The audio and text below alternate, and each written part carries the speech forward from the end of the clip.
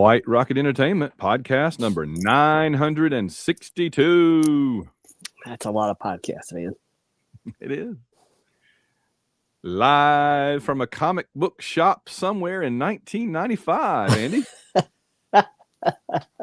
It's the White Rocket Babylon 5 and Sci-Fi Review Podcast. I am your host, Van Allen Plexico, joined as always by my co-host on this 5-year and continuing journey through the greatest science fiction TV and other stuff ever made, Andy Fix. How are you doing, Andy? Van, I am doing fine. You know, I skipped almost the entirety of the 90s as far as comic books go, so this is a strange environment for me. I first thought you meant like you were in suspended animation like Captain America. I just skipped the 90s. I didn't need the 90s. It was just, you know what it was? It was fancy 1980s. Fancy 1980s. It was. That's how I described the 90s. It was the 90s were fancy 80s. The music was worse though. Yeah. It was. They took the 80s, changed a few things here and there, and otherwise it was just another. It was the Temu 80s. Yeah, you know, it's like when a band puts out an album and it's really successful, and so they kind of come back with another album just like it, just to try to kind of milk it one more time. That was the 90s, really. Exactly. It was the 80s with internet. Yeah. The Cars came out with an album in like 2008 or something like that, and it sounded exactly like a Cars album from 1988, which if it had come out in 88, it would have been cool, but coming out in 2008, it was terrible. Oh, wow. That's fun. I want to tell the folks we are now on YouTube, and so, you know, most of our episodes you can watch on YouTube that we've been doing this year, 2026, or you can listen on the podcast. We appreciate you listening on the podcast. That's awesome. But if you want the full experience for this episode, you might want to check out the YouTube video, because I've got the comics up on the screen with us, and we're going to kind of go through the 11 issues. We're not going to spend, I don't think, a whole lot of time on them, but we're going to run through the 11 issues, and I'm just going to try to like pop up the covers at least as we go along for each one, so people can see what we're talking about. Right. And if you join our Patreon, we will remove the camera on Van and I for each going forward. They'd have to pledge a whole lot of cash. That's a tall order getting us off of there, man. Wow, that would be worth a lot, is what I'm saying. It would be a very lucrative field to remove us. So yeah, we're going to look at the original 11-issue comic book series from DC, and I went and checked this out. I bought them at the time. That was the first thing I wanted to ask you before we get going. I bought these issues as they were coming out in the comic book shop. You did not, are you saying? Is this the first time you've read them? This is the first time I ever read them. Like I said, I was not collecting comics from about 91 or 92 on. I think there was like New Warriors and Guardians of the Galaxy. I bought it until 1992. But after that, I was done with comics for about 10 or 15 years. So I didn't even know these came out until we started doing our podcast. Wow. Okay. That's funny because it's kind of the opposite of me. I read comics when I was a kid. I stopped through high school and college. And what got me back in was Marvel doing the Infinity Gauntlet and Infinity War with Jim Starlin in 1992. Mm-hmm. So I started reading comics again in graduate school in 1992 and went all the way to 2011 that time. And 11 is when I totally quit, and I haven't read any really other than just special ones since then. So this was like, this is about 3 years in. I was going to say these issues, it's really kind of cool. The first issue came out in January of 1995, and which was the second season of the show, and the last issue came out in December, cover dated December of 1990. So probably October of 94 through like October of 95, which roughly corresponds to season 2, I guess, pretty much. Of it. And so the way that it's 11 issues over 12 months is that they skipped April. They did the first 3, or no, the first 4. They skipped May. So there's January, February. If you're looking on the screen here with me, they did January, February, March, and April, and that was the end of a story arc. And then they skipped a month right here between 4 and 5, and then June, July, August, all the way through to December, which was the number 11 down here. We got the Valen's name. But for those of you that are watching on YouTube and you see the In Valen's Name comics down here at the bottom of this bucket I've got on the screen, we covered that about 3 or 4 weeks ago. Yeah, we covered that one. So you can go back into our archives just a tiny ways and find us talking about those three. We, for whatever reason, we did those three first, and now we're doing the 11 that came before it by years, several years, I think. I can't remember when Invalin's name came out. Probably more like 97 or 98. I'm gonna guess. There was a reason why we decided to do Invalin's name first, and I don't remember what that was because I really don't remember much about Invalin's name. other than JMS wrote it, and it's about Babylon 4, and so it was a pretty cool, cool idea, at least I thought. So we wanted to go ahead and knock it out. And then we decided, let's do the 11 issues. By the way, the other thing I was going to mention about technology is I've got a new microphone for the first time in many years. So I'm curious how people. Does it sound good to you? Does it sound okay to you? Can you tell the? I can't particularly tell that it's any different because I normally don't pay attention when you talk, but it sounds fine. Most honest thing Andy said. No, I'm kidding. It does. It sounds very professional. Sounds good. Okay. All right. The main reason I switched them out was that my old one, the mute button, was wearing out. I was having like push. I'm like, I'm about to sneeze or something, and you're talking. I'm like, come on. So I needed one with a functioning mute button, and this is a really nice one. So, all right. Anyway, and we appreciate the patrons helping us with technology from time to time. Yeah. So, So this is the original 11 issue series from DC 1995. Pretty much all of 1995 on the cover date. And first up. Oh, by the way, do we have any news, any JMS or us related news to talk about? I can't think of anything off the top of my head. No. Really not a whole lot going on in the world of Babylon 5.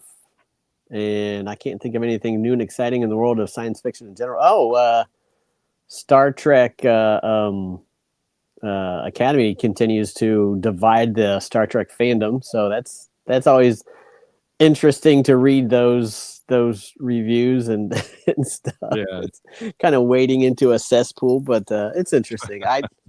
I've only watched the first episode, but I don't get the hate, so I don't know. No, I didn't hate it at all. I just didn't like it enough that we want to watch it right now. Right. The other shows I want to watch that I'm just like, that one's pretty far down on my list. It's like what we've said about the Babylon 5 potential reboot. It's just not really aimed at us. Right. So, if you grew up as a kid watching the original series in syndication, which was almost a Western in some ways, this is very much, modern stuff, and that's fine. That's wonderful. But it's not really my taste. So. Right. I did stumble across on Blue Sky one of the special effects guys that was working on the Battlestar Galactica reboot before the sci-fi reboot. This was the one with a lot of the original cast members and the original continuity and all that stuff. It was like very, very early 2000s, and Richard Hatch was behind it. And I ran across a post that he made showing some of they actually did a lot of work on it until I forget what it was. Something killed it. It wasn't anything to do with the production itself. It was something outside, either a writer's strike or something stopped production on it, and then they just never picked it back up again. But there was a lot of behind the scenes stuff that showed like the pre-production work, the building of the wooden Viper sets, and a lot of the special effects. I think they were doing early CGI. So he showed some brief videos of the Vipers entering atmosphere and stuff like that. It was really very interesting, and he outlined a lot of the storylines that they were working on too, and it was pretty interesting stuff. Well, remember he did those novels. Richard Hatch did. Yeah, this wasn't Richard Hatch. This was one of the guys that was working on the crew. Right. But Richard Hatch used to come to DragonCon every year and show off the latest reel of special effects test footage or whatever and talk about it. So I saw that a couple of times. Yeah. Gotcha. This is the first time I ran across it, and I thought it was pretty spiffy. Mm-hmm. Yeah, I've got a couple of the books somewhere over there. I read the first one. It was okay. I need to, if you're really into Battlestar. In fact, we're going to be doing Battlestar Galactica soon. That's why I brought this up. I thought maybe we could address the failed series and the novels and Richard Hatch's attempts and all that stuff. Yeah, when we get into Battlestar Galactica at some point, we'll probably look at those books too. So, okay, just like we did the Babylon 5 ones. My only bit of news is for folks that are interested. I've now got a new side gig. I'm going to be doing once every 2 weeks at Blackgate Sword and Sorcery magazine online. I'll be doing a column where I review with hopefully some color and panache a sword and sorcery related movie from the past. And so the very first one they're going to put up on, I've written 5 of them now. The first one they're going to post on Tuesday will be my take on 1982's The Sword and the Sorcerer, which is one of my favorite really bad movies. I just love it. So it's just over the top gonzo, and I think my review of it is kind of over the top gonzo too. So. And Blackgate is a super cool. It used to be a magazine, then it switched over to online, and they have content on that website every single day and have for years, and content from high quality, science fiction and fantasy writers, including yourself. So it's really worth checking out. I mean, the articles aren't long reads or anything like that, but there's always something out there that's a really cool site. Yeah, they're no more than 1,500 words was the delineation I was given, like between 1,000 and 1,500. But they're heavily illustrated. John O'Neill, the editor, goes in and finds all kind of cool illustrations to put with them. They talk about book series, authors, movies, everything. Yep. And this is the review I sent in to John that he hired me, basically. You know what I mean? I sent him the source, and he's like, "Oh, if you can do this every 2 weeks, you're on board." I'm like, "Yeah." So there we go. So and John is very steeped in sword and sorcery. I mean, he was good friends with Howard Andrew Jones, and they've been working. Howard worked on this with him for years, so he knows his business, and the fact that he tapped you is really it's a feather in your cap. Yeah, I'm very excited. I'm very excited about it, just because I'll be able to reach some new readers and stuff that don't already follow my stuff. So that's really cool. And it's just fun to talk about those old movies. Yeah, for sure. I'll give you guys an early sneak peek that the other ones, the first few I'm doing, I did The Sword and the Sorcerer. That's going to go up on Tuesday. Of the other 4 I've done, they include Excalibur. Oh, yeah. And Dragon Slayer. Very nice. Both very good movies. Yeah, yeah. And I hadn't revisited Dragon Slayer in like 40 years. So yeah. Watch that. The dragon in that is just phenomenal. To this day, it's still the best dragon put to film. It's absolutely fabulous. Yeah, I talk about that for sure. Yeah. All right, so let's get into our 11 comic books. I was going to say that you and I read these 11 DC comics so that the folks out there in our podcast land don't have to, and you're welcome. But honestly, I'll be honest. One of the story arcs I really hated. Mm-hmm. Hate is a strong word, but I'm going to say hated. Yeah. But honestly, the others were not as bad as I remembered. And I think it's because reading them with a month in between, especially the first 2 story arcs in this series are complex. They're complicated stories. They're very complicated. And reading those over like 3, 4, 5 months, it was hard to keep track of stuff. Right. But reading them all basically last night and this morning, I read all 11 between like 8 o'clock last night and 9 o'clock this morning. I did. And I followed them a lot better. I liked them better. I thought the first 2 story arcs were way better than I remembered. Really? Yeah. Okay. Because I remember thinking the whole series was just terrible. Yeah. Well, we should mention that this series is broken down into 3 story arcs and then kind of a one shot as the very last issue. Yes. Right. There's the first issue almost stands by itself. Almost. It's kind of the introduction to the first story arc, and then there's that series. Yeah, you're right. So let me go back to the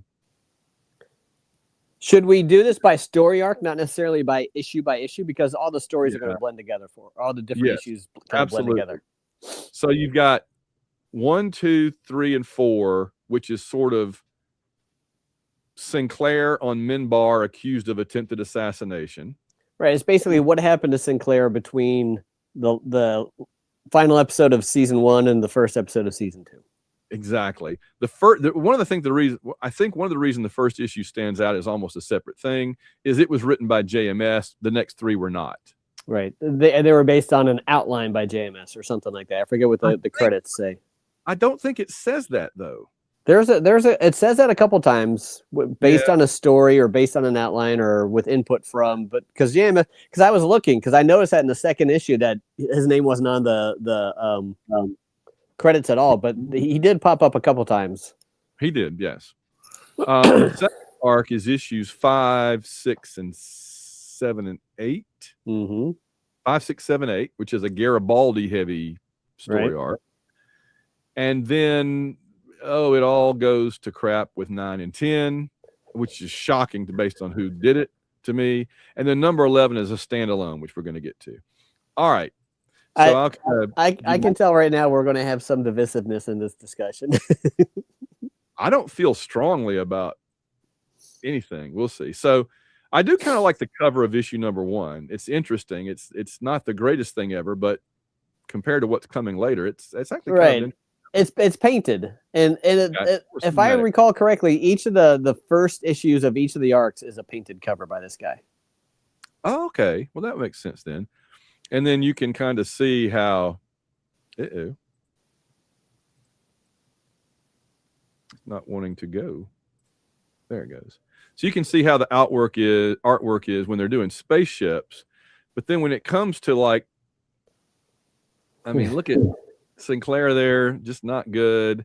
And they're not even consistent. I mean, in some panels they look one way, and other panels they look an entirely different way. And some panels look like that they just took and photoshopped a still from the internet or something like that. I was going to say that a lot of them look like these stills, and they just traced over them. Right. The coloring too is so bizarre. He's in purple. He's in gray. It's very muddy. Just a lot of black. That does improve. Yes. See, there's kind of a publicity still shot more of Sinclair. And then it just the Minbari all look kind of strange. Yes. Like the circle there looks pretty cool. What you call them? The Gray Council. The Gray Council, yeah. There's one panel and I think one of the later ones where Sheridan has purple hair. I'm like, why? Lighting is probably. Oh, and by the way, that's President Clark. Yeah. To be fair, they hadn't really cast Clark yet. No, he doesn't really appear on the show until well into like season 2 or season 3. Okay, I thought he was. I thought he was in like the announcing the president's death or something like that. I forget. Maybe not. I don't know. But anyway, this is what they thought he looked like back then. Yeah. Again, just so muddy. I mean, look at that page. Is just. I mean, the coloring is dark. More still shots. So I mean, like some of the technology pages look good. I like that. That's nice. This shuttle lifting off here is a very nice shot. I mean, the artist is good at some things, but then you get the Sinclair and you're just like, oh, what the heck, man? Yeah. And he's wearing like Bruce Banner pants. They're purple.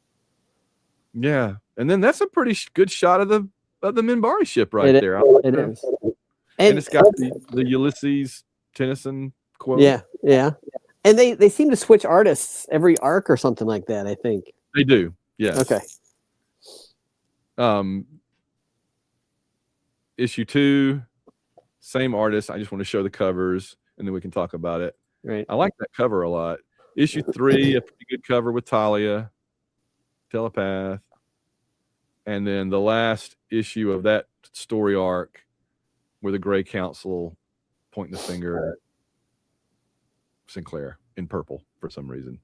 And again, this picture artwork's pretty good. It's just some of it's really not bad and some of it is bad, and I don't understand it. But anyway, all right. So January 95, March through April, and roughly the second season, as I said. Here's my first thought about it, and I want your thought on this. One of the problems I had with this comic book series is by the point it was coming out, they were telling us it was the year the Great War came upon us all. Mm-hmm. And we were all kind of looking forward. Where's the next big clue of where the war with the shadows is going? Where's the next big clue of President Clark and the Earth, Civil War and all? We were looking toward that. And this comic book comes out, and it's this first arc particularly is very tied to season 1 with Sinclair. And it just was not what I was looking for. Right. And that's understandable because the production times for both the TV series and the comic books were so complicated that to try to coordinate that would have been almost impossible. Yeah. Oh, I know. I understand now why it happened the way it did. Right. But it was not, I was not super excited about this comic every month. I bought it because it was Babylon 5. Yeah. But you know what I mean? I was struggling through it. Right. It has the same problem that the TV movies had, is where they try to shoehorn it between episodes, and the story doesn't matter because we already know the outcome. Exactly. We already know who lives, who doesn't, and whatever. And they're kind of, the stories really have no impact on anything. So yeah, they're kind of a waste. So this first story arc, there's a couple of things I think were interesting. One is we find out not only does Sinclair just go to Minbar and become ambassador, but when he gets there, he's accused of conspiracy to murder the person that's going to replace Dukat. Although that person is never mentioned on the show, so I never really understood. Right? There was no replacement for Dukat. Didn't they offer it to Delenn or something, and she turned it down, and then that was kind of, I think the one guy that ends up dying in the Starfire wheel was the one that more or less tried to get it later for the military cast. But Nehru. No, I mean, well, Nehru died, but I meant Shakiri or whatever his name was. Oh, okay. Right. The one that I was taking over, and Nehru worked with him. Yeah. Yeah. It was right. There was a lot of issues I had with like potential continuity, and like I said earlier, I was thinking of going back to watch the show to see, if everything lines up. But there's a whole, Garibaldi had a whole story arc in here that took place while he was supposed to be unconscious in med lab still. So yes, that's right. It did. All right, I'm going to say this though, as you see the splash page there with the assassin. Remember, in this storyline, you have an assassin on the station with different uniforms, so he can go out pretending to be, security or maintenance or whatever. And then there's a telepath that's brought on board the station wounded. But those are the two characters that come on board. And then there's another guy named like Webster that shows up later in disguise as a colonel. Okay. Right. Those three characters I actually thought were pretty interesting. And that was a very Babylon 5 story. The idea that there's an assassin on board and they're trying to find him, and there's somebody in a secret room with tapped into the video feeds and everything. I actually liked that storyline a lot because it felt very much like a Babylon 5 story. In fact, compare it to No Compromises at the beginning of season 5, where the guy dresses up like the game ambassador. Remember, he kills the game, and really, I thought this was better than that. I thought this was a better assassin on board the station story than No Compromises. I can't deny that because No Compromises wasn't very good. But one of the biggest criticisms we had of No Compromises was it's yet another assassin hiding out on board waiting to kill somebody, and he's hiding out and down below, and there's a big search for him. And this is exactly, that's the exact storyline of this one. Yes. So it came across as very, going back to the well one too many times. Yeah. Yeah. Bearing in mind, though, that this came early, I like to. I was going to point out that I was going to point this out about the Psy-Corps issue later. This came out years before season 5, No Compromises, and the Psy-Corps issue came out years before the season 5 Psy-Corps issue. It's like in season 5, JMS was just looking around for anything to fill up season 5. Exactly. I hate to say that, but you and I feel that way, right? He just needed to fill up some episodes in season 5 because of what happened with season 4. Right. I agree. It's understandable. We're not hating.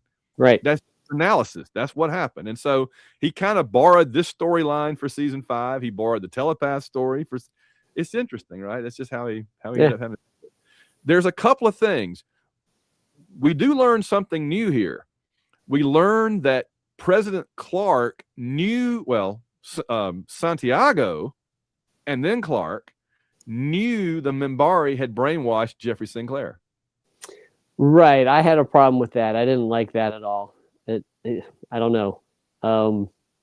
Again, the whole bit with the continuity meshing, I think that there's a lot of stuff that was introduced or showed here that didn't match with how things I thought played out in the series. And that was a big one for me. That he was just, it was like, it was like the JFK, who killed JFK secret, passed down from president to president. And, yeah, I was just, I thought it was interesting when I read it. I was like, oh, well, that's something we didn't know. That's cool.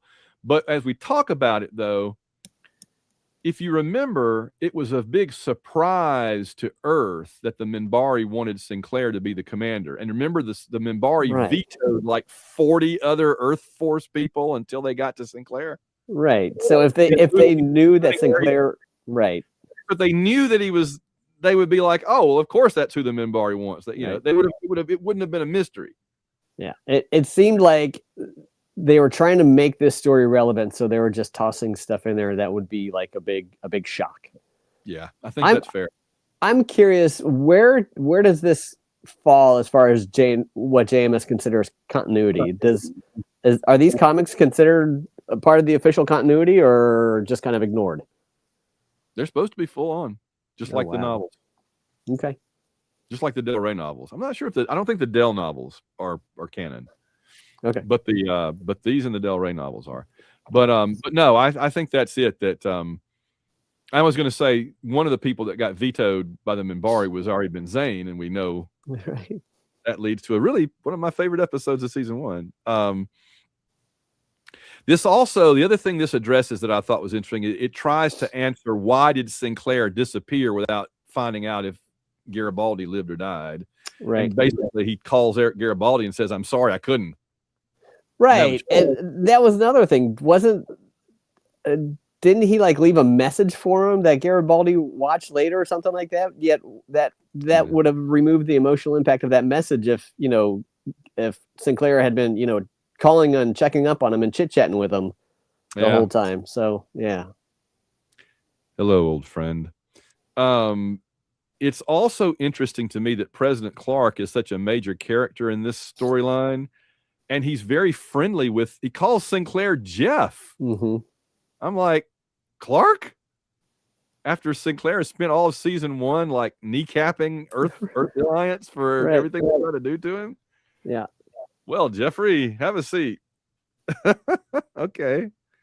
All right. Couple other things I noted. In issue 2, Garibaldi gets to do his second favorite thing in the universe again, watching Daffy Duck cartoons, but this time with Talia. Right.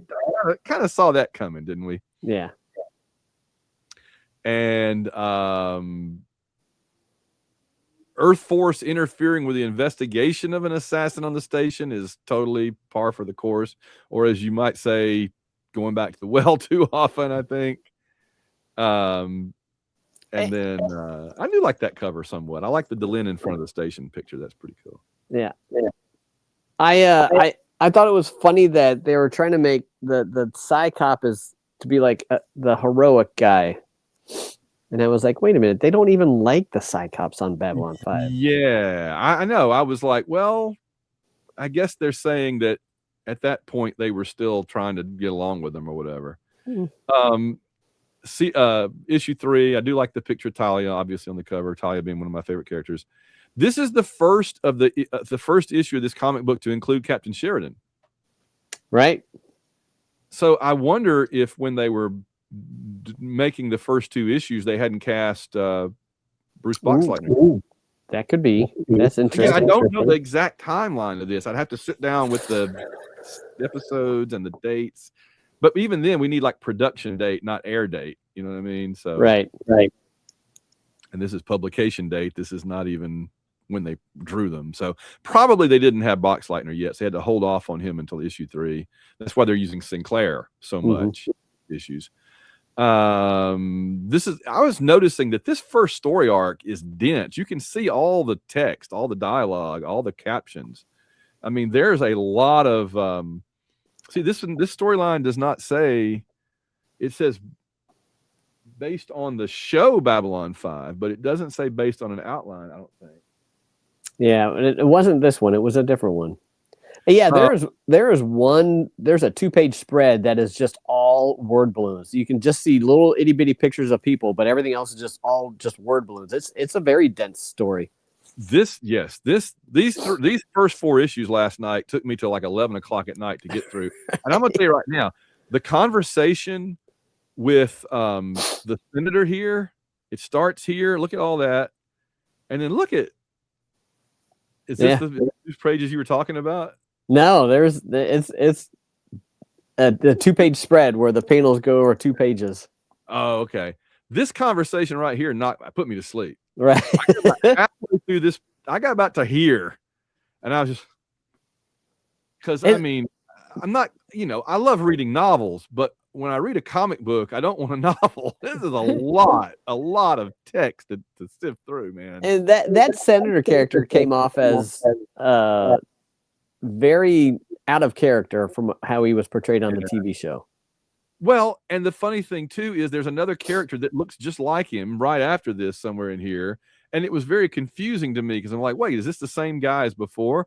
And then here's the guy and it's so complex. This is like a heavy set Sheridan, but that's Webster, but he's not Webster. He goes by Colonel something else. There's a lot of people with multiple identities in this storyline, and again, look at that.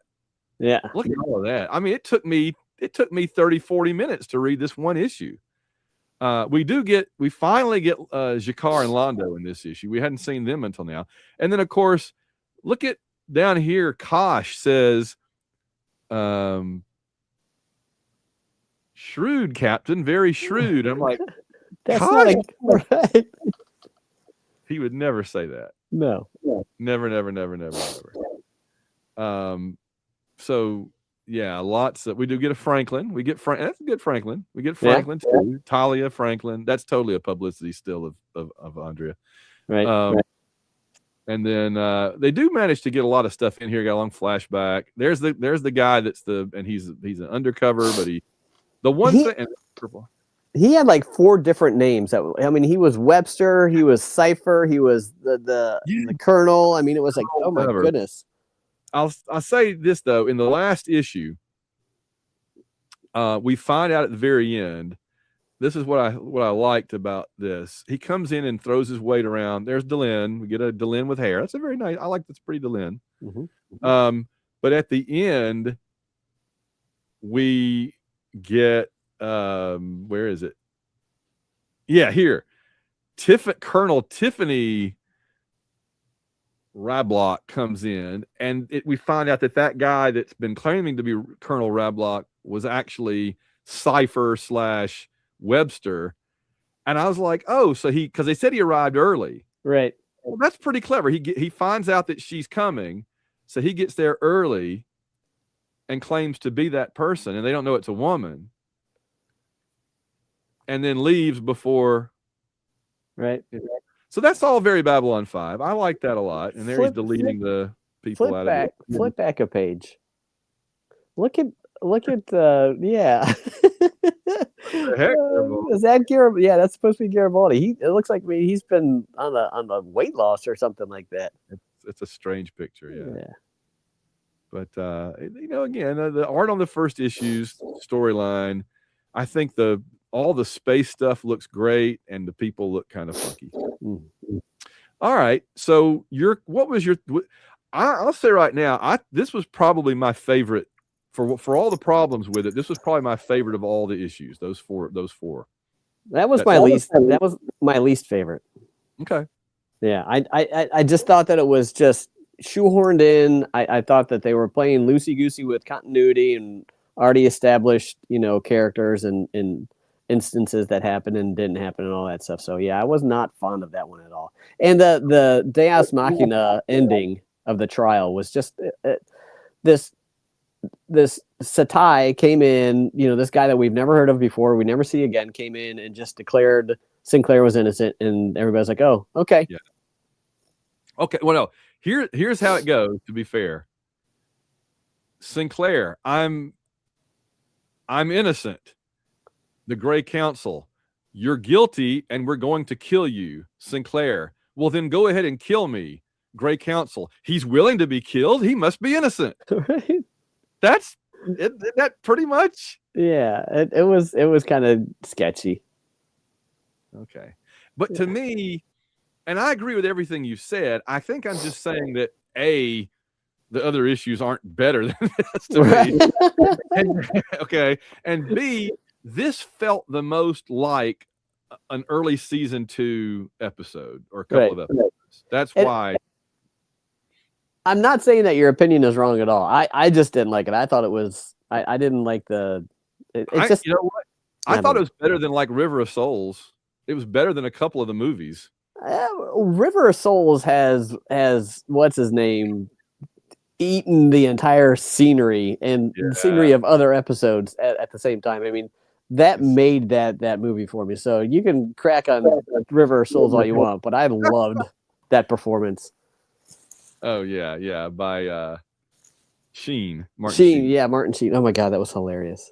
It still to this day blows my mind that right before he became president, whatever, on the West Wing, he was like an alien on Babylon 5. That's so great.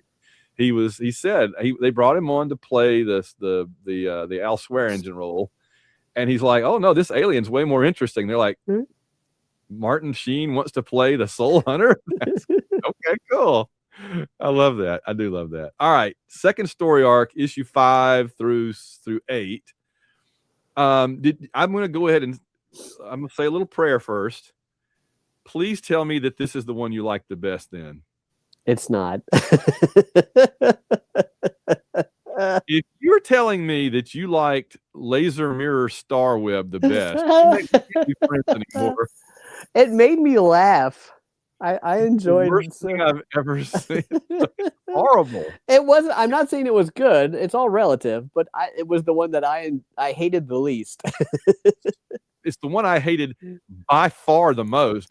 Spoiler: my only question for that one is what drugs David Gerald was taking when he wrote that in 5 minutes, because he clearly wrote it in 5 minutes and was clearly on drugs. Right. That was definitely the quickest episode or the quickest story arc of the three of them, because it was fast paced.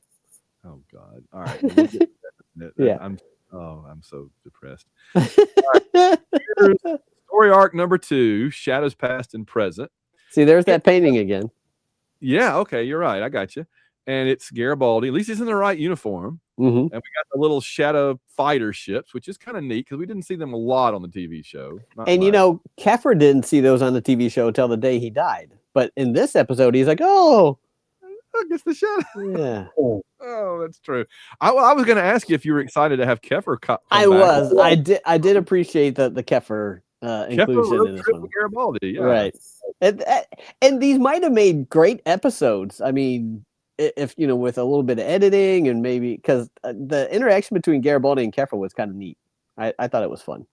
So yeah, so by the way, we do get some Veer and Londo finally acting in character, drinking. That's cool. Mm-hmm. But and we get a different artist as well as a different writer for this one, D. Haas and Ridgway.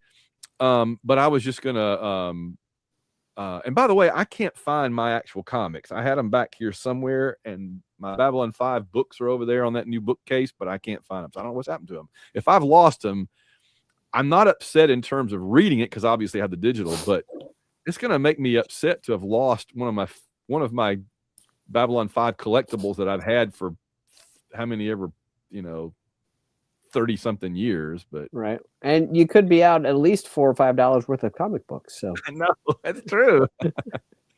They were in mint condition because I read them once, went and never opened them again, and was going to open them this week, and I didn't get to. I don't know where they are. I don't know what I did with them. But anyway, so this one is is Garibaldi and Keffer, and it's on a road trip, but we also get flashbacks to Sinclair and Garibaldi, and I actually did like that. I liked finding out how they first met, how they became friends, because they really didn't like each other at all at first. No. kind of seeing their relationship evolve from the very early days, because we did know from the TV show that they were stranded on Mars together at one point. Mm-hmm. That was established on the show. We just didn't know really what happened. So this is kind of neat, because you have 2 trips across a barren planet. One is like in the present day with Garibaldi and Keffer, and the other is back in the day, Garibaldi and Sinclair, right? And it's kind of neat how it switches back and forth between those 2. And a little confusing. There was a couple of times where I was like, wait a minute. Oh, okay, so they're back to the present now. But Yeah. I didn't dislike the history one, the one when it, was telling the story of the past. It was the present day story that I thought was just kind of dumb. Other than the fact that Keffer and Garibaldi were, had good chemistry. I didn't. Yeah. I thought that story was just a nothing story. We do get. I like the splash page here. The art again is not super great, but I kind of like the art better on this storyline with John Ridgway. Not familiar with him. Get Londo and Jakar and some of their shenanigans. See, I mean, it's still kind of muddy. And I'll say, by the way, this is a digital copy. I remember my paper copies, because this book was printed on what DC was printing most of their superhero comics on back in the mid-90s, which was the very rough. It wasn't slick paper. It was kind of that rough newsprint kind of paper. It was a little nicer than newsprint, but not as good as the slick stuff they started using a little bit. Yeah. And so, yeah, if this series could have lasted just another couple of years, Marvel and DC went to that slicker paper with much better color processing. So it would have been interesting to see what this looked like a couple of years later if they could have used the better paper and the better color processing. I remember, in fact, that was why Marvel bought Malibu Comics back in the mid-90s. Was Malibu had this state-of-the-art color processing system. I had no idea. Yeah, they used it on books like The Strangers and Nightman and Mantra, and they bought. I was so mad because Marvel bought Malibu, canceled all the Malibu comics, and used their production system to make Marvel stuff. Right. And I was like, I was reading those. I was enjoying the Malibu comics. I was disappointed that they did that. But anyway. Marvel made a lot of sketchy business decisions in the 90s. They really did. They just about strange. Oh, that is the worst Morden I have ever seen. I know. I agree. In fact, one of my notes was, the only way I could super enjoy these issues is to just not look straight at the artwork. Right? I was reading on my iPad. Right. I kept my eyes on the dialogue. And whenever I would turn a page and I would see that, and I would be like, right, I'd look at it and go, uh-oh, move back over here to the dialogue. All you had to do was Google a picture of Rod Serling. I mean, that's not that hard to do. I mean, this guy's got curly hair. He's got an afro. It's like, what the heck are we looking at? But you're looking half empty, Andy. I'm looking half full. we get Mr. Morden in a comic. We do. What was that? I was so excited. I was like, yeah, we got Londo and Veer talking to Mr. Morden. That's awesome. And then but again, this is a lot of stuff that is extra continuity. I mean, it's like it adds to the continuity that shouldn't be added to. I mean, it's I don't know, man. You get a nice jump gate.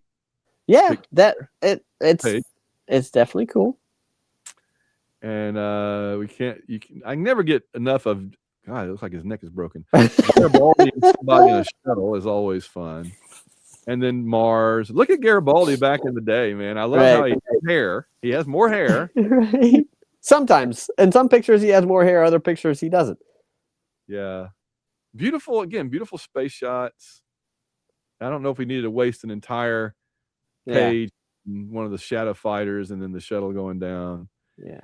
And then I like how they did it. It's nice. Oh, I meant to add, by the way, one of these issues we get our first letter page, right? And the very first letters page in one of these books was like issue 3 or 4, and I always look at the names and letter pages because I know a lot of people in comics. You do too, but I know a lot of people. And over the years, I found Kurt Busiek in letters pages. I found Tom Brevoort in letters pages. A lot of my friends like them. Yep. And I found, in case he's happened to be listening or watching, I found Randy Lander. Oh, cool. Randy Lander, do you know Randy? I'm not sure if you do or not. I don't know him personally. I am aware of him. Okay, yeah. He runs a comic shop in Texas, or at least he has for a long time. And so he popped up in there, and I'm like, hey, so there's at least one person in the letters pages that I know. So I sent letters to comics for years, and I didn't get published for the first time until Kurt Busiek and George Perez's Avengers. Oh, cool. I have 2 or 3 letters in the Kurt and George Avengers run from like 1997, 98, somewhere in there, you know. I have 2 letters that appeared in the Dork Tower comic book, but that's only because I knew the guy that was the writer and the artist of that. That's awesome. Okay.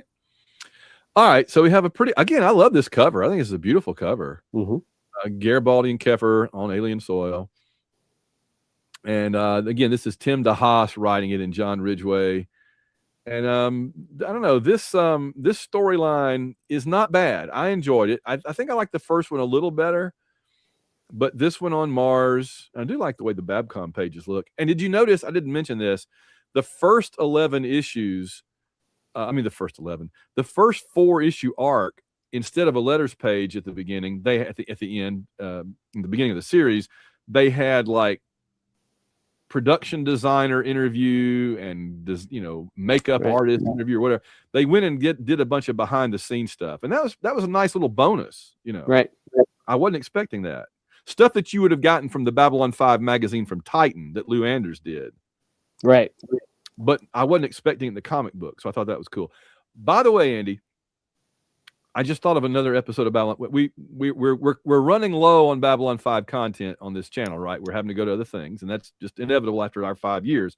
We need to get Lou Anders to come on and talk to us about the Babylon 5 magazine and how he got to interview all those people over the years and write all those articles. That would be awesome. I would love that.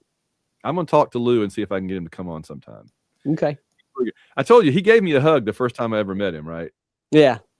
Because cool. I said I enjoyed your articles in the B5 magazine, and he goes, nobody reads the bylines on those. I said, I did. That was so great. That was when I first met him ages ago. None ever since. All right. So, any other thoughts about the second storyline, the Garibaldi and Keffer and Sinclair? I liked it better than the first storyline. Okay. Well, we know. Garibaldi on Sinclair, quote, I'd seen dead bodies that weren't as stiff as that guy, unquote. I'm like, that is how I felt about Sinclair when the first season was on. Right. As you and I said, we came to love Sinclair later. Yes. But when Babylon 5 first started, I was like, this show has a lot of promise. I like a lot about it, but man, Michael O'Hare is stiff as a game show host. Yeah. Yeah. And this arc really had Garibaldi down. I think that they wrote Garibaldi very well in this arc. I'll give him that. I think it worked better reading it in a couple of hours as opposed to over several months, as I said. Right. What was the deal at the end with Talia being held by 2 surgeons and looking like she'd been drugged? He was after Divided Loyalties, or yes, he was. Yeah, he was thinking back to when she was taken. All right, let me. Oh, by the way, there's a really nice 2-page splash page, right? You get an opening splash page that's like a cold open on issue 8, and then we get a shadow ship digging out another shadow ship, which we saw that on the show. Right, almost this exact scene because Sinclair and Garibaldi were up on the ridge watching it happen. Yeah, yeah, and I did like how they rescued. Had the people getting processed in the. This is very much like in Crusade that we did in the Crusade episode where they. Yep. Where they were being the telepaths probably. I'm looking for the last. Yeah, there it is. Right. Talia. And the thing they found at the site of the shadow ship that was dug out was just a Psycor badge. Mm-hmm. So this must happen after Divided Loyalties, and that's like going back to when they put the evil personality in Talia, I guess. Right. Okay. All right. So that's the 8, 4, 5, 6, 7, and 8. I was trying to see if I had any other points about this one before we move on. We were looking for more big events about the war. This was just not what we were really looking for at the time. All right, issues 9 and 10. David Gerrold, who is a great science fiction writer, wrote the famous Trouble with Tribbles for Star Trek, among others. Wrote the what's it called? The episode with the little alien boy that dies in season 1. Believers. Yes, he wrote Believers in season 1. So when I saw he was going to do 2 issues of this comic, I was excited. Oh my goodness. What? And then, okay, he tries to make his own references happen that are not part of the show. So on multiple occasions, characters say, "What in the hull?" Right. Which is like, okay, I get it. You're in a spaceship or a space station. So what in the hull? Well, all of it is in the hull. Right. But it's what in the hell? But he's not saying hell. They never say that on the show. No. It's like if somebody started saying frack or Felgercarb. Babylon 5. And he brought up a whole hierarchy for the Narn politics that was never ever referenced on the show. Yeah. What is that? All right, let me show the covers first. We have a great cover and a terrible cover. Right. When you realize this is the great cover, I still can't tell exactly what that is. You can see Babylon 5 off in the distance. I guess it's 2 spaceships colliding or something. Yes. But it's such a close-up that you wouldn't know that if you didn't read the story. Right. It's not a well done cover at all. No, I thought this was like another Babylon 5 station with the part that sticks out over the round part, and they were shooting a gun or something. I don't know. I first thought this was supposed to be Babylon 5. Like, well, no, Babylon 5 is back here in the distance. So what is this? I had no idea what that was. But that's the good cover. That's the good cover. The art is once again very spotty. Laser Mirror Star Web. All right, can we just talk about Laser Mirror Star Web for a minute? Rock, paper, scissors. It's rock, paper, scissors, 100%. Except that every time they do it, G'Kar makes up other. Right. He's like Bang Theory makes up other things. He's fizz-bizzing it. But only on Tuesdays does this one count. And then I like how Garibaldi references the official rules, and it's in a paper book. It is. And it's laser. It's not rock, paper, scissors. Right. It's Laser Mirror Star Web, which is mind-numbingly stupid. Right. It's and then where does that thing come from to begin with? What is that? Yeah, they never showed that again, right?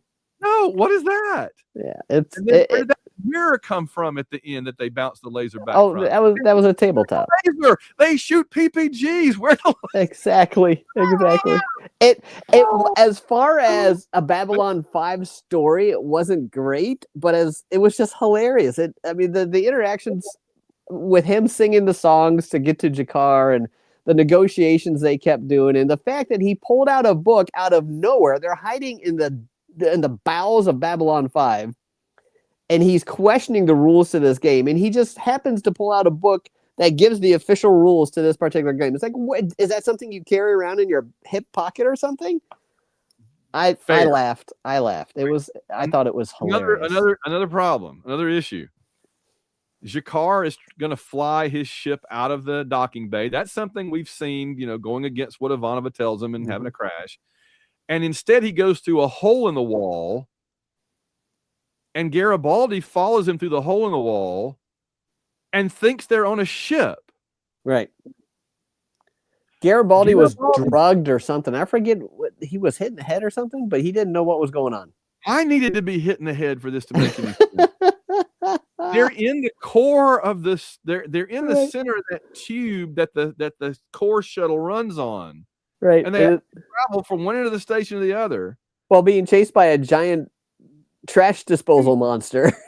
And Garibaldi doesn't know that they're not on a ship for the longest time. Right. What the hell? It made zero sense, but it made me laugh. Okay. I do like that one of them's paralyzed and the other's wrapped up in the Star Web thing, and so they're just bickering with each other. That was kind of fun. again, it was ideas that might have worked, except they didn't work at all. Oh, okay. So they're on this ship. So Jakar goes and they're on this Narn ship. So Jakar goes and gets Narn food out of the cabinet to give to Garibaldi, except they're in the core tube.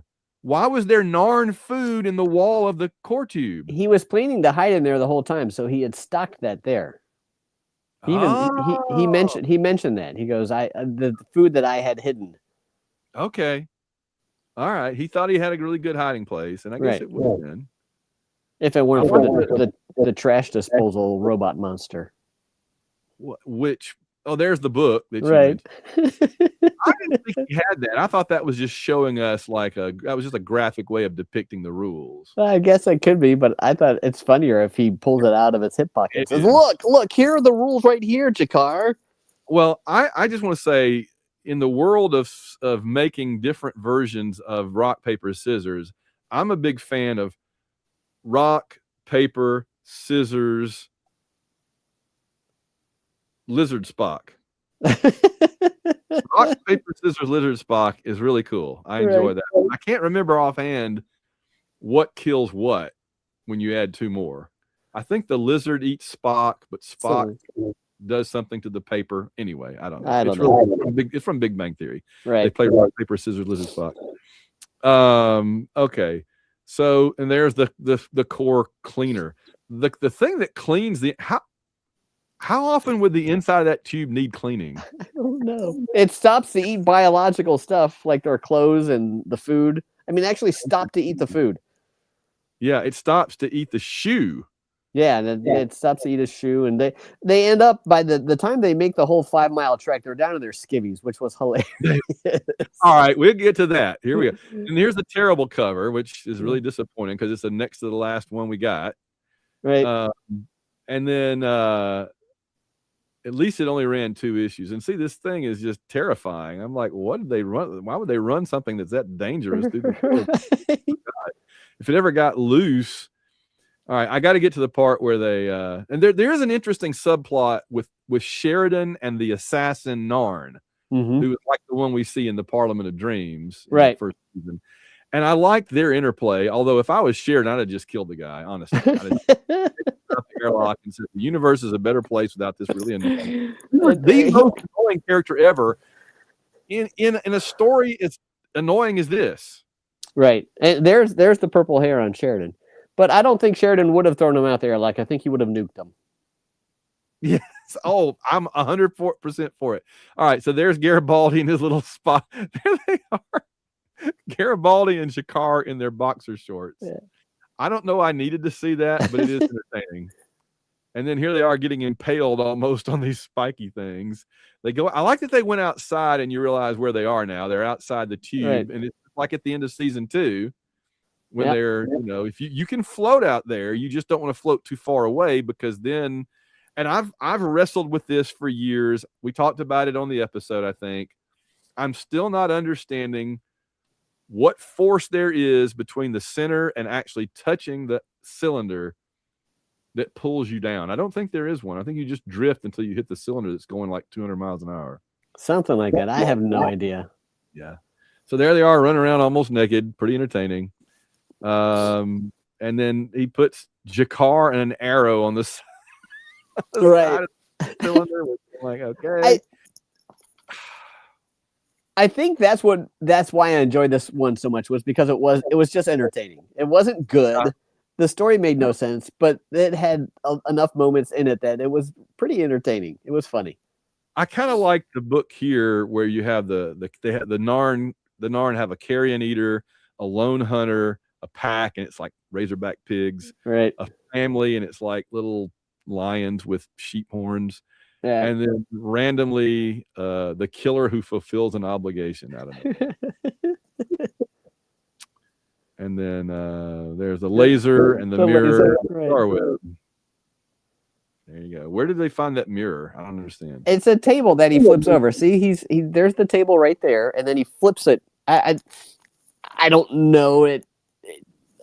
I don't know why it's got a mirror top. I don't know why the guy's using a laser, and I don't think a laser would really just completely bounce off like that. I mean, if it's a weaponized laser beam, it would have to have some sort of, I don't know.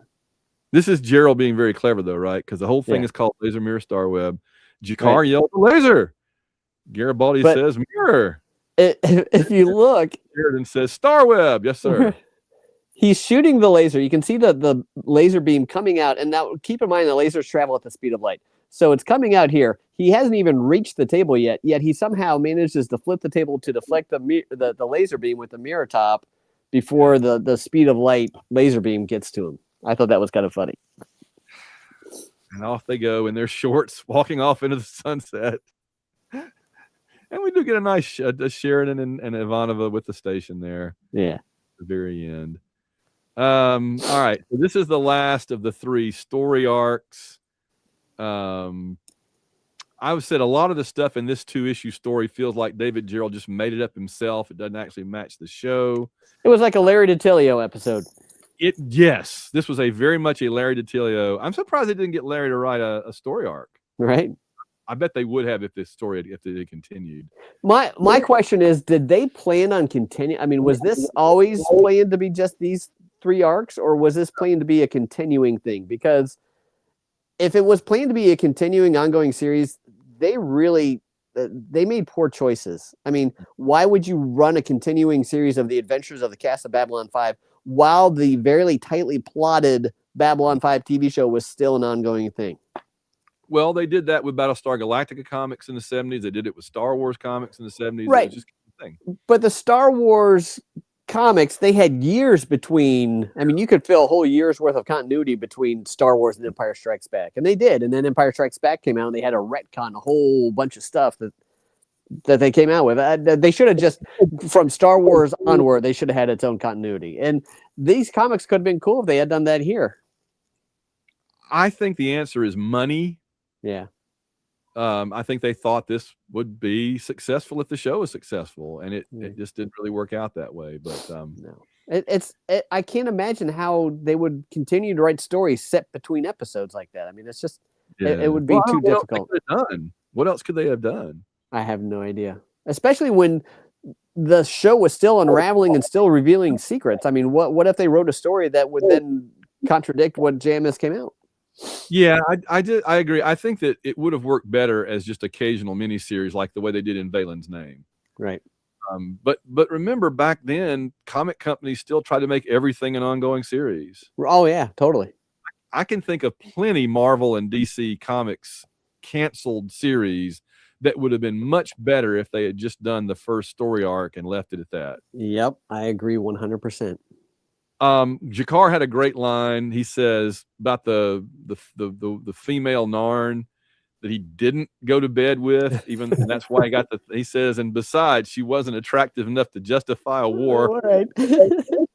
Kind of the anti-Helen of Troy, I guess. Yeah. There was a lot of hate for lawyers in these 2 issues. It makes me wonder if David Gerald was going through legal problems back then. Maybe a divorce.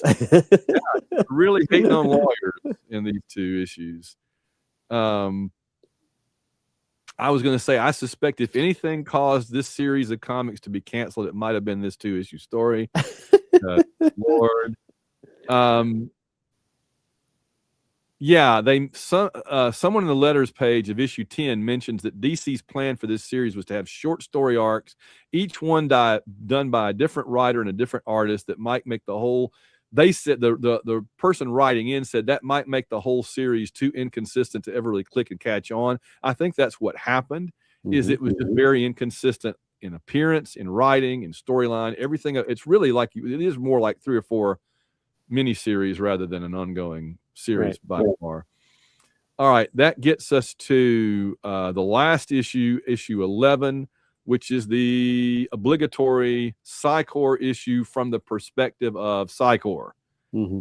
What were your thoughts about this one? Yeah, a complete waste of time. It turned out it was just the origin of Bester. You know, the last 2 pages flipped it. But it wasn't, though. That's the thing. It was a totally fake origin of Bester because we have the origin of Bester in the books that we exactly. Another issue where they were trying to create continuity that was just ignored. I mean, the whole story was just dumb. I didn't like it at all. I got what they were doing, which is the whole thing is a propaganda, right? Right. In fact, on the cover, it basically says special issue brought to you by Psycor. Totally, yeah. For distribution on Babylon 5 only, it says. Right. It even has a little comics code thing there. I never noticed that before. And they put the Psycor badge logo up there, which is, remember that episode of season 5 has the Psycor logo instead of the Babylon 5 logo. Yep. It says "Trust the Core" or something like that, right? Yep. I know the episode is the Core's mother, the Core's father, but it says "Trust the Core." But I want to defend it by saying this came well before the season 5 episode. Gotcha. And I think it was almost like JMS ripped himself off here rather than the other way around. Right, exactly. Coming at it from a different direction. I've never read this until after I saw, watch season 5. I thought it was like, oh, we've done this, been there, done that. When the season 5 episode aired, I was like, oh, this is like the comic. I'm already very impatient with that episode because I was like, I read the comic of this. Yeah, that's funny. I did like the Earth Force uniform from the past. You kind of have the red bandolier, the armored arms, and then he had the white helmet. It looked a lot like the Star Trek Marines from the first Star Trek movie. Yeah, there they are. Almost looks like Judge Dredd from behind. Right, yeah. I thought that was cool. That was another thing, was that the guy that's the assassin here and the doctor, not only do they look alike, they're wearing the same color shirt. I was so confused. So they grab him here. Look at that, and then look at that, and tell me it's not the same model, right? Right, exactly. Same shirt. Yeah. Shirt, same color, same face. Yep. So we did get you even got some house ads, which was kind of fun. Mm-hmm. And they tried so hard to make it sound like, oh, this lady just takes shots every week, free of charge. They don't even charge you for these narcotics they give you to ruin your life. I did like how this last issue ended where the first issue began, with the scene about the Battle of the Line there. I thought that was kind of interesting. Yeah, that's true. Yeah. And then we have how to find out if you're I did feel like they kind of wasted several pages of this story. It was a very short story because they had the house ads, which were part of the story. Right. And they had the how to find if you're a telepath. So yeah. And then at the end here,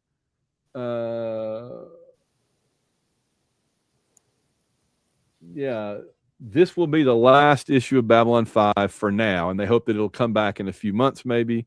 Spoiler, it does not come back in a few months. It would not come back until, in fact, let me open Valen's name, number 1, and see if there's a date. March of 98. So all of 96, all of 97 go by, and then we get Valen in Valen's name. So, all right. So let's wrap up here. First, your overview of all 11 issues. What did you think now that you've read them all? Disappointing. Yeah, I thought that they were trying to shoehorn stuff in that didn't need to be detailed, or it didn't match with known continuity, and it didn't add anything to the television series. I thought that the last arc was entertaining just because it was funny and stupid, but other than that, it was a waste of my time. I think I would not have stayed with this series if I were buying it in the comic book store back then. Yeah. Again, I bought it because it was Babylon 5, and that was during Babylon 5, right? During season 2, and we were all very excited about it.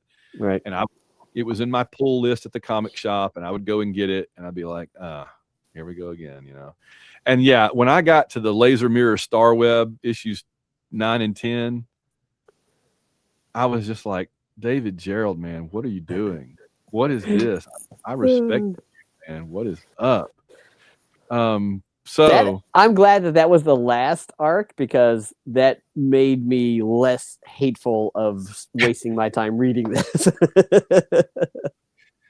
Well, I'm imagining that it'll be the last time I'll ever read it. Right? I read it in 1995 when it came out, and I've read it now, and that's pretty much the 2 times I'm reading them. So, and shout out to Rich Handley for making it possible for us to read these comic books digitally. Yeah, because I thought I was going to have to mail you my copies after I read it or before I read it, and I don't know where they are.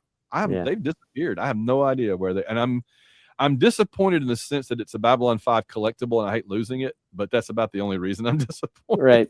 And I would, man, we should have had Rich on for this episode because Rich is a sci-fi comic book historian. He is the authority on Star Trek comic books, and he has written books about them. He wrote a book about the Battlestar Galactica comic books.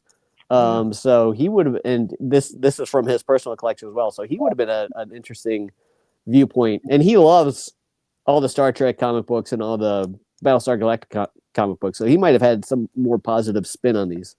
He was the guy that on Facebook was asking about Galactica 1980, wasn't he? Correct. Now about it, yeah. Right. And there was bad information going around, but I don't think anybody listened to me. It was not called Battlestar Galactica ever. It was always called Galactica Discovers Earth.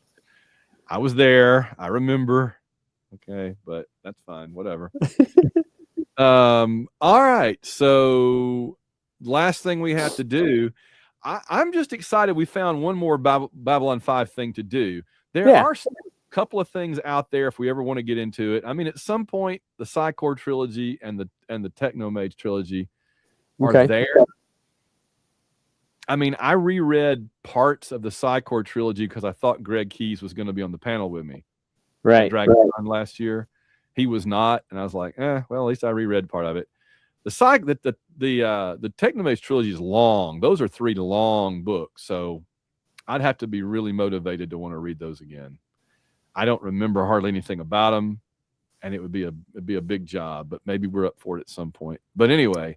Yeah, and there's a whole bunch of gaming stuff that I have a friend who worked for, I believe it was Chameleon Eclectic, that did the first Babylon 5 role-playing game and then the miniatures game. He was on the miniature side. So all those miniatures that you have, he cast those personally. You probably have stuff with his DNA on it. But yeah, it would have been cool to get him on an episode, but he has come out repeatedly and said he's not interested in talking about it. So. Oh, okay, right. So, yeah. Well, if we come up with some more Babylon 5 stuff along the way, we will certainly do it. And like I said, we're keeping the name Babylon 5 in our show name just because we got 5 years worth of it in Crusade that we've covered. So I want people to continue to find the show and not, now that it's all out there. Right. And www.b5review.com has links to every episode, direct links. You can go straight to any episode you want to with all of the little screenshots that I took for every episode all the way through are on the players. That's pretty fun. And I think our podcast, our complete collection is a pretty exhaustive, analysis and history of the episode by episode show. And I think that people will be listening to our podcast. I mean, new fans will be going back and listening to our podcast, for years. So I think we should absolutely keep the name. Yeah, I hope so. That would be great. It'll be there long after we're gone, maybe. So I'm sure Babylon 5 will be too. So basically what's next, in fact, let me look and see what's coming up because I want to be able to tell the folks our podcast schedule. So this episode will post on February 16th and on March 2nd, we will cover Stargate Universe 118. Okay. Which I think is called Subversion, with the great Laura returning to join us talking about Stargate Universe. Yep. And then on March 16th, the first episode of Space 1999 that I did with Jim Yelton will go up. And then the next episode after that, we will finish out season 1 of Stargate Universe. Okay. Cool. So we kind of mix and match back and forth going through the rest of this year. For sure. Stargate Universe, Space 1999, and then guess what we get into in April of this year, Andy? Was it Foundation? No. No, what is it? Battlestar Galactica. Yeah. Oh, I'm excited about that. I'm excited too. I haven't seen a lot of those episodes since it aired, and I was only 8 years old. So Wow. So yeah, you've never gone back and watched it again. You're going to be in for a treat I because I would I've catch watched it several times. I would catch the stray up when they were replaying it on Science Fiction Channel. It was, I forget that, I think it was called the Science Fiction Channel back then. They would replay it, and I would catch the stray episode here and there. But for the most part, no, I haven't seen the vast majority of the episodes since the day they aired back in the late '70s. So I'm looking forward to it, because back then I remember absolutely loving Battlestar Galactica. It had all the toys, the coloring books, the whole 9 yards. I was big into Battlestar Galactica. So I'm wondering if my nostalgia will hold up. It holds up for me. I have problems with some of the early episodes, but it gets really better as it goes along. We'll save all that for April. Looking forward to April. And the other thing I'll mention is May 25th is the 49th anniversary of Star Wars. I was thinking we might get a jump on everybody else and do a 49th anniversary look back at Star Wars in May. So we'll see if we want to do that or push it off for a year. But I'm all in on that one, buddy. That would be a blast. Good deal. So, all right. So that's what's coming up. And of course, don't forget the White Rocket podcast, which is going to be replaying the great James Bond reviews that Alan J. Porter did with me over the previous years. They're going to be going up every week or so, along with Babylon 5 and other stuff that's going to be going on over there. So make sure you subscribe to that channel too. All right, Andy, any final thoughts before we get out of here for this time? Oh, you know what? I got to thank the patrons. Yes.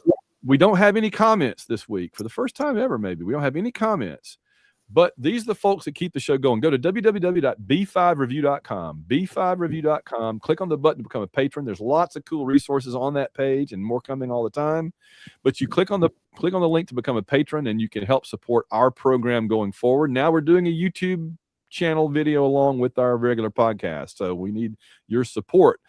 The folks that are currently doing that include Leah G, Emmanuel Seaman, Rich Hammett, Stu Parker, Shakma Atumbe, Dragon Con Delin, The Geek Boy, Unaves, and Una Luna Azul. Zathras says there are sure being a lot of Drazi here, but Zathras does not mind.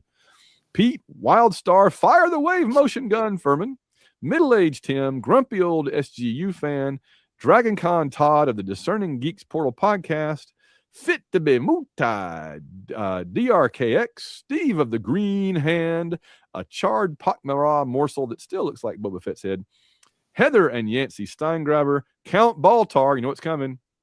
Boom.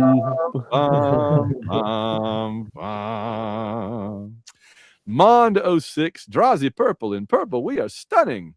Lou Welch's Revenge, Jay, and Captain Quinn of the EAS Achilles. Thank you all so very much for keeping our program on the air and now bringing us live to YouTube. Now, Andy, final thoughts before we get on out of here for this week. I have no final thoughts. I'm glad we got this portion of our Babylon 5 review behind us. This specific part, right? Right. Yes. All right. If we come up with more Babylon 5 stuff, we will bring it to you. In the meantime, join us for Stargate Universe and then Space 1999 and then Battlestar Galactica. We'll have all those cooking by the time we get into April. That's pretty cool. Yeah, very good. More coming after that. So it's never going to stop. We're just going to keep going until they drag us out of here. All right. All right, Andy. Have a good day. I'll talk to you. All right. You too, Van.